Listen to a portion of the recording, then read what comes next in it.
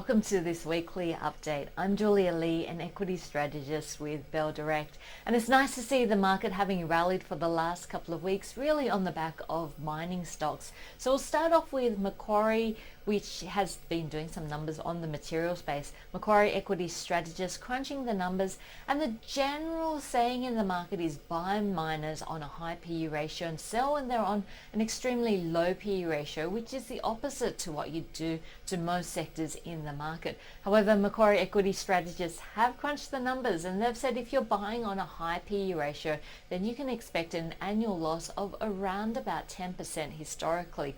Now, given that the materials space has never looked more expensive with a forward PE ratio of 24 times for the sector, I guess the commodities rally does need to be taken with a grain of salt. Staying with Macquarie and looking at the energy space and the picks that Macquarie has, its preferred stock in this area is Oil Search, which it says has high quality LNG projects. But if you're looking for leverage to the oil recovery and a cheap valuation, then Santos would be their preferred pick there. UBS equity strategists crunching the numbers around election times. Now, the general thinking in the market is that the lead up to election does tend to have a negative impact on consumer confidence, business confidence, as well as the market. But the UBS equity strategists have crunched the numbers and said that the perception may not be in line with reality. They've gone back 20 years and crunched the numbers through 7 election cycles and said that there's really no high correlation or a holding or a downward shift in economic indicators or the Australian share market due to an election. And they crunch the numbers 3 months before an election is called, saying, the market anticipates future events.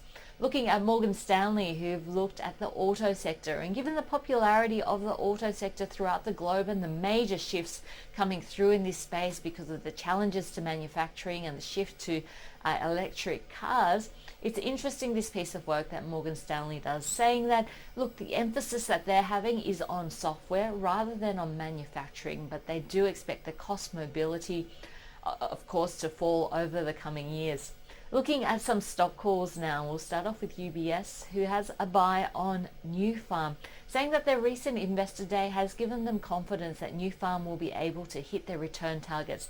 Nufarm aiming to reach a return on funds employed target of 16% by the end of FY18. But UBS having a sell on Woolworths. Macquarie having an outperform on 2 stocks this week, Transurban as well as Suncorp Metway. And if we have a look at Bell Potter, a buy for Lovisa, $3.10 target there, Premium with a 56-cent target, and Corporate Travel with a $15.53 target.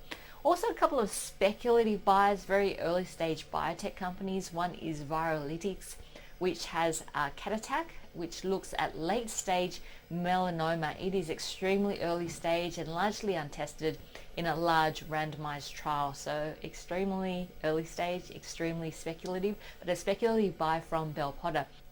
The other is Opthea, which looks at eye diseases, its main product being OPT 302. Bell Potter also out with some sales this week. Whitehaven Coal is one, saying that while we have seen the coal price increase lead to some upgrades, that they're still cautious around the balance sheet of Whitehaven Coal. Wesfarmers also with a sell, saying, we're seeing peak coals and the cycle looks like it could be turning very, very soon, and GWA a sell as well. And that's it from me this week, looking around at the different views in the market. I hope to see you next week. I'm Julia Lee from Bell Direct. Thanks for joining us.